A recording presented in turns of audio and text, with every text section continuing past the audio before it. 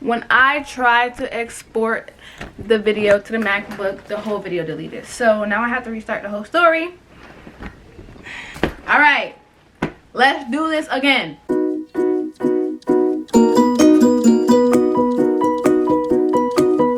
Yeah, I don't know this. Nobody knows this, but they're gonna know now because she made it a public thing, I guess. But I kicked my roommate out. It just seemed like she waited to fall off with me to like try to bash me. This was gonna be a rowdy drama video, but I really don't got the energy to. I don't even want to be sitting here recording this video. I didn't think I would be sitting here recording this video. Me and Lisa, we've been friends for 5 years. Well, we were friends for 5 years. Those 5 years, she has not acted the way she's acting now. We used to have a real solid friendship. And honestly, I don't know what I did to make her, you know, mentally messed up, I guess you can say. Or maybe it was the people around her and it kind of like just backfired on me because she had to lay her head here at night. I mean, I probably wonder what I'm looking at. I got all my receipts here along with the timeline so I don't get any times messed up or any details messed up because I want to be as accurate as possible. I don't like explaining myself. Once again, I don't even want to be making this video, but it just seemed like I'm a target now and she wants attention, so I'd rather the truth be out so I can just go about my business and continue to like do me, I guess. So I'm just gonna start at the beginning how all of this started, and y'all can follow through the storyline and y'all gonna see for yourself the truth. Nothing's deleted, nothing's edited. I got her mom number. I'll put in that text message that she sent me to clear her name for the allegations that was accused of her, along with a very own phone call. Hello? That was recorded, I'm gonna say like 15 minutes before I had to re-record the video with her brother saying everything that, you know, Luciana did. I'm making this video because she posted a TikTok of me and my, you know, my period diapers, you know, the childish antics that I didn't know she recorded, along with a couple of other videos that I did not know that was recorded of me under the influence from when I had got my surgery for all my wisdom teeth being pulled out. I didn't have no knowledge of her having those videos. It's not like it's nothing major. Like, what? I'm human. I'm a female. I'm gonna wear my diapers on my period. I don't care how nobody feel about it. Like, worry, never too good. Simple. We started talking again around like late March. I just got back on social media. I was going through a really bad breakup. I posted my little healing stage. She was telling me like she's proud of me that she gave me her number. I gave me her number. We were talking. And then after that, our friendship kind of just like took off again. She wasn't in a relationship. I wasn't in a relationship. Every day she came over after college. I still been working the same job. Then the thought crossed her mind. Not the thought. She already had an agenda, basically. She was in college and she was telling me how like once college was over, she had nowhere to go. Me being the friend that I am, I never fell out with the girl. I thought she was a real solid friend. Me never falling out with her, like going based off of the years that I thought that I knew her, like the past version of herself. I'm like, all right, let's move in together. Like, I got 7 bands saved up. She had 12. But me knowing that she had nowhere to go after me first, I didn't want to bring her into my mom's safe haven. Like, I don't know if y'all understand that, but my mom's house is her peace, is her energy. I don't want to bring another person in there to mess up her energy when she already taking care of somebody else's child.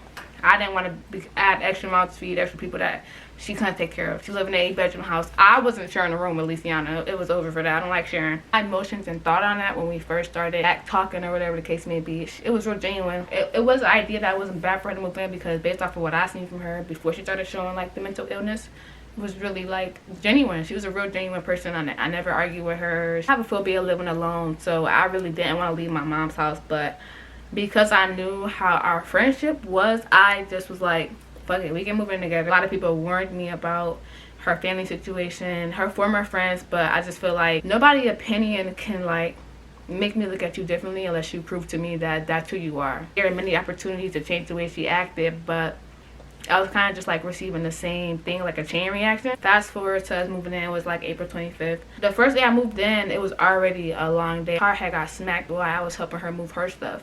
So it was like a lot going on in one day. But I just wanted to relax, basically. The week before we moved in, I had put her on a psych ward because her mental was like ill. Like, she was mentally ill. She was saying that her mom had sex trafficked her, got raped when she was 3, but when we went over the details, the guy who she said touched her, she didn't meet till she was 8. So it was like a lot of chemically imbalanced stuff going on there, to the point where she had her mom crying. Prior to us moving in, she had an ex. I was back talking to my ex, so me being a good friend, I'm like, okay, do you want me to reach out to your ex so y'all can be together, yada yada.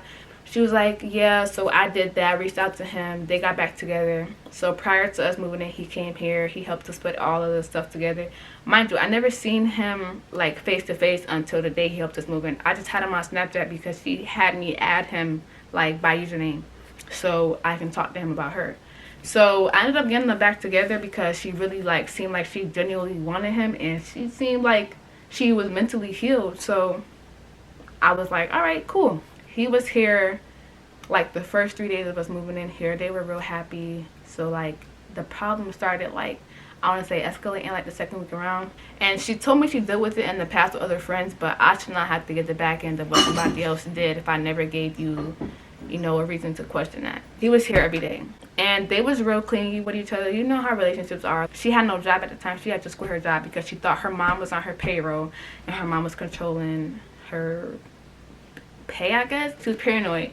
She thought that her mom just had something to do with everything. Mind you, her mom was like in distraught that she was even saying what she was saying. She had him over here every day, and then it started to get like, they started fighting. They started like arguing a lot. I would tell her like, why are you fighting with him? They would just be fighting, and it's not my place, but it's like, we live in the same house. I came here to get my peace and not move out to watch WWE in my living room. Like, that's not what we about to do. I eventually told him like, you gotta stop coming over here because I don't want y'all fighting. Before the allegations started, they were fighting so bad. Like, she was biting him to the point where he had to get like shots in his skin. I broke through the back window one time, like the kitchen window, because she tried to kill herself with the rope. It was just too much for me to handle. You know how when you're around somebody mentally, it can mess you up as well. So like all of it was taking a toll on me, but because I was just trying to reassure her to make sure our house energy was okay, I had like just put my mental to the side. Basically, I didn't want to be selfish and say like, the shit you doing is making me feel some type of way. We just moved in here, it's a fresh start, you never had this before, I'm gonna give you time to settle in. He basically tried to put me on with his friend. He had a dark-skinned friend that liked me, and she was kind of mad that I didn't want to talk to him, which made her think that I wanted to talk to her boyfriend.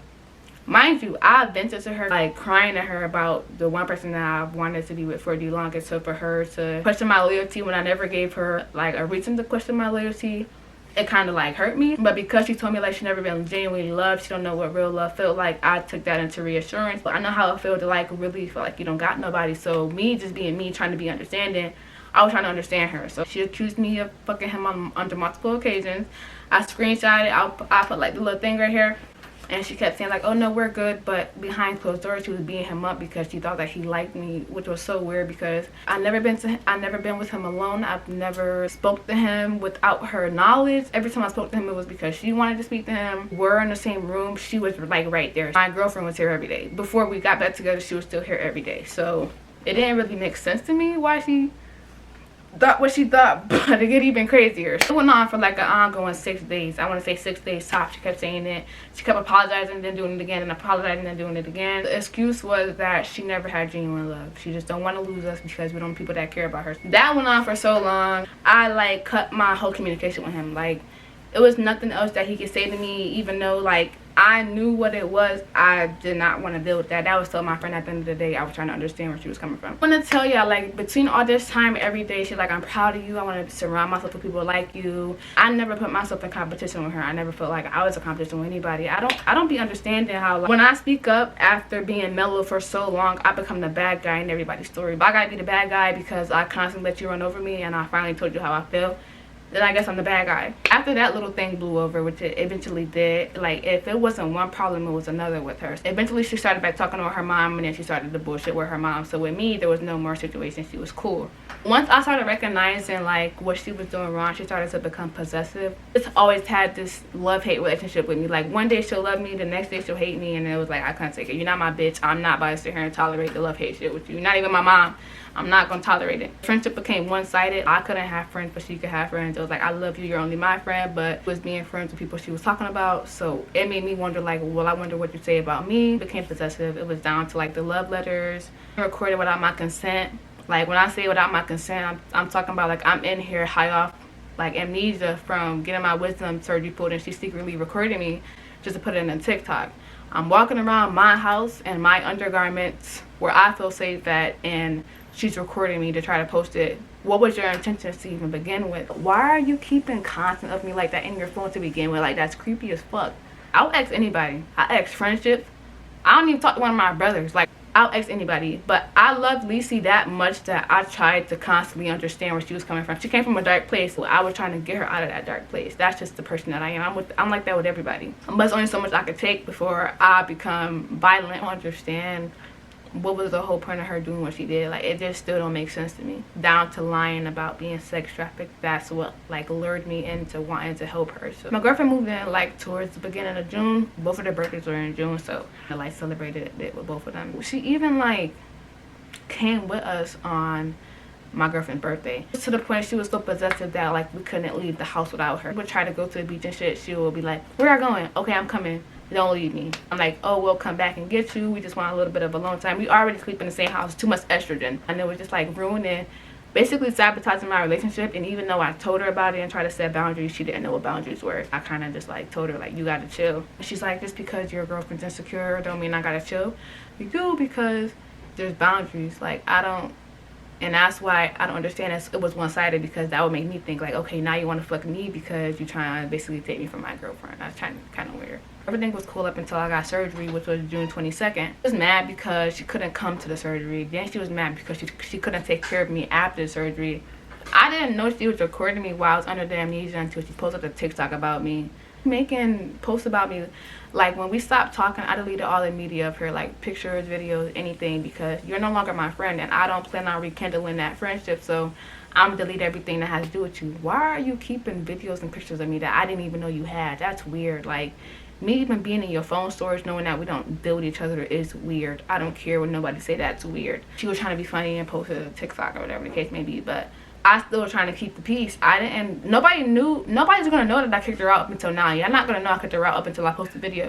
Like, that's how much I was trying to keep the peace, because I still had love for her. Woke up the morning of surgery to a love letter on my door of her saying she wanted to grow old and feed me applesauce. That's really weird, because I've never had no one write me a letter. Friend, none of that. And she was like, I write letters to all my friends, but the way that the letter was written, it just didn't seem like a friendship type of note. Same day, she was basically heated about the whole love letter thing, and her and my girlfriend got into it, and she kept calling her out her name, so I kept telling her, like, don't call her a bitch, and she was like, well, she has to go, or, like, something gotta give her, she gotta go. And I'm like, well, she's not going nowhere, because this is my house at the end of the day.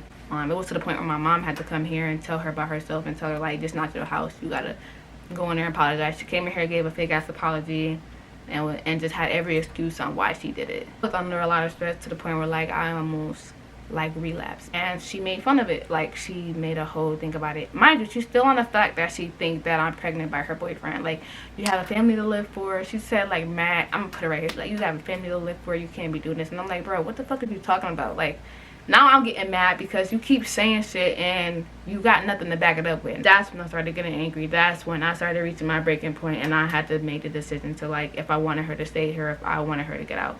What is your reasoning for all this? It was to the point where I had to, like, hawk her down at her grandma's house just for her to come get released off of my lease. Like, she wanted to stay on my lease although she didn't live here. Before I tried to kick her out, I tried to talk to her, but she kept giving me, like, she was being mouthy. Wi-Fi was going slow, so something told me to check the bills. She only paid a third of her rent. The rent is $900, so I had to cover $600 because she only paid $300, as well as she never paid the Wi-Fi. That's the only bill she really had was Wi-Fi. I paid everything else. Everything else, even the Wi-Fi is in my name, and she didn't pay it, so she was still trying to fuck up my credit. Not to mention, she stole my debit card information and went on the realtor website and filled out the application fee. I was hurt because I trusted her, and she kept trying to flip the script, like, do you have my social security card? I never even been in your room. You over here projecting what the fuck you did to me.